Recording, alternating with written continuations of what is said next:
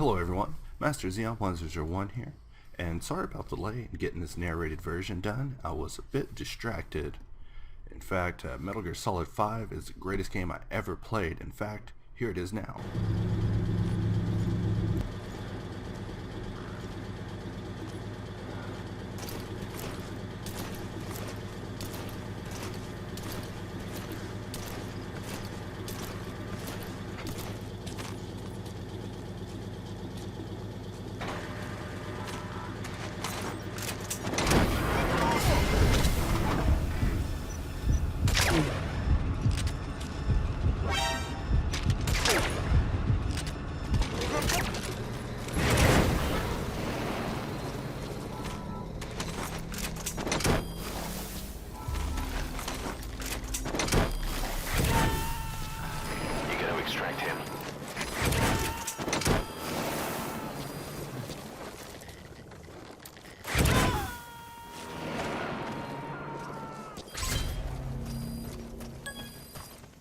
Subject on. In this particular demo, I just make a little piece, there's nothing in particular. It could be whatever you want to be, it could have been a gun, it could have been a strut, it could have been a piece of a robot, that's not the point here. The goal is to cover some things I've learned recently with the bevel tool that was brought to my attention by Adrian Rakowski. I'll put his link in the chat, so I definitely recommend checking him out. I also want to go ahead and give a shout out to Vitalii, Vlasov, who was the one that actually connected me with this person. Now, right here, you see me beveling, and I'm going to go ahead and select these edges, and notice that they all pinch at the corners. This is a big problem that I've been experiencing for quite a while, and it just drives me crazy.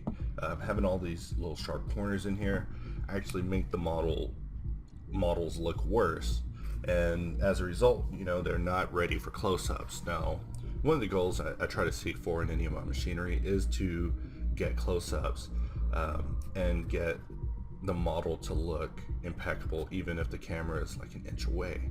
So this is the first step here. There's a couple of tricks I show off here that were shown to me recently by Adrian, and I'm wanting to share them here with you in this public demo. Now, once this video is done, I'll be working on Mullen D. Walker from Metal Gear Solid 5, since I just finished the game. Great game, by the way. Greatest game I ever played, probably. And now you see, after collapsing them down to just a single edge by just, I believe, control backspace will do it. It now bevels correctly. Now, in retrospect, thinking of this looks fairly obvious to me now, because I've been dealing with it so much lately, especially since the upload of the actual time lapse. But this is something that I just did not know. Now, in addition to that, you can also bevel it, and I found out about this nifty little option that will let you select the sharpest edges in order to bevel them specifically, which makes hard surface modeling even easier. So the techniques used here, it's not really about the part, it's about the techniques used. So if you're watching this video, just try it out, and I guarantee you'll see the light pretty quickly, might I add. Just using the pull tool, subtracting it in there. Right now I have it beveling on a 30-degree angle. However, I will change that to sharp edges in order to get it to bevel just specific areas, which will result in this looking even better. Now, if you're interested in more on this, or the book in general, it is currently a Patreon exclusive until it's complete, and then it'll be a Gumroad. However, I plan on working on it until the end of the year, going through various projects and just writing them out as I work on them and going into more detail. But basically my goal is to create a hard surface book for Blender, but not only a book, but what I consider to be a pretty good book. Like, You know, not to brag or anything, but when I first learned Blender, I read probably every book that existed at the time, except for this one called Digital Production in Blender, which I couldn't find. But I think I found it, and it's just too outdated now. You know, I'm not going to read a 2.49 book. But in all these books, you know, they show making the gingerbread man and just, you know, making stuff that would definitely not make it in a portfolio. Stuff that once you post it and share it with your friends are like, this guy, you know, because, you know, I always am trying to, you know, approach this artistically and make something that is appealing to, you know, the viewer, and also people that have nothing to do with 3D. In fact, you know, you want to find out how good your model is, you know, ask someone who has no idea of 3D and its complexity and how much work it is, and bam, there goes the dynamite. So right there I selected the sharp edges, marked them as sharp. Right there, did it again, set the bevel width to 1. Now we're cooking. So now the bevel will specifically work only on weighted areas, thus giving a much more machine look to it. This is something that whenever I found out and was shown it, I was extremely excited. Someone actually forwarded me a link to someone else's Kitbash kit, and I was taking a look at that kit and saw that these parts were finely modeled. In fact, they were modeled so fine I probably could not make them. In fact, without a doubt, I could not make those parts. So I spent a bit looking at them and pondering and wondering how it was done, trying to make them myself, looking at their edge flows, and it was just a mystery until I met the guy, and he just explained it to me and was like, yeah, you're probably overthinking it. It turned out, you know, I was a little overthinking it, because there's tools that exist to make this sort of thing easier.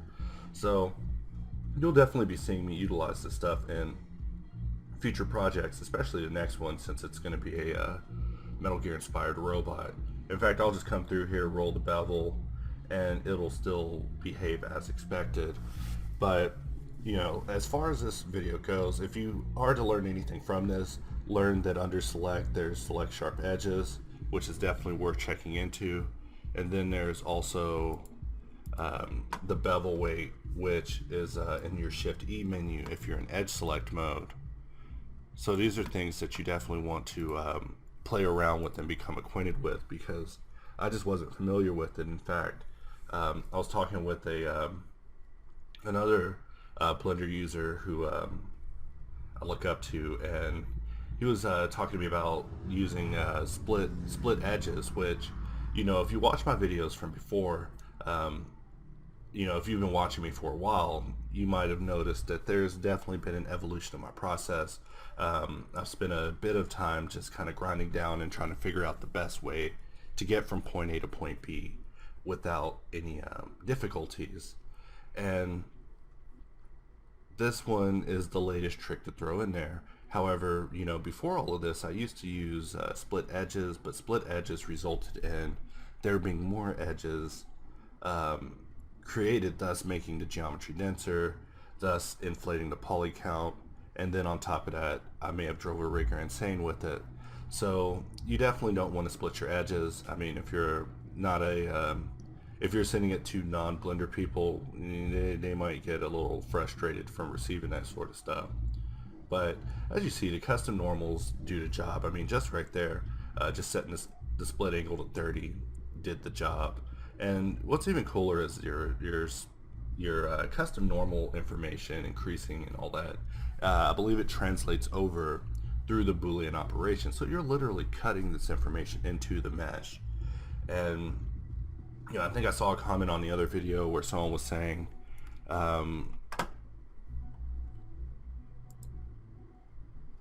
let's see, I think I saw a comment on the other video where someone was asking,